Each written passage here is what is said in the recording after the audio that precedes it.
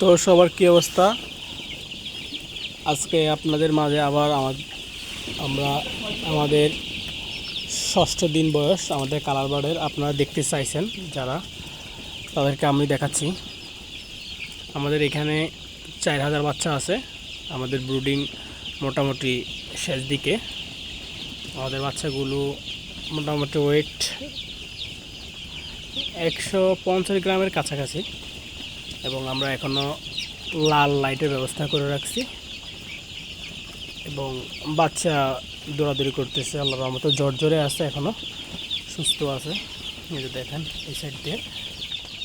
আর আমরা চারপাশ দিয়ে বোর্ড ব্যবহার করছি এবং চারপাশে আমাদের পর্দা দেওয়া আছে, পলি সিস্টেম করা আছে। ওই যে আমাদের খামারে পর্দা নামাচ্ছে বাচ্চার ব্রুডিংয়ের পিরিয়ডে।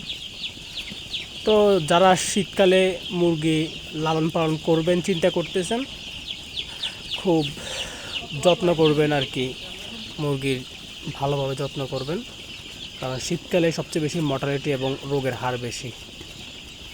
তো সবাই ভালো থাকবেন এবং আমার চ্যানেলটাকে সাবস্ক্রাইব করবেন নতুন নতুন আপডেট এরকম ভিডিও পেতে।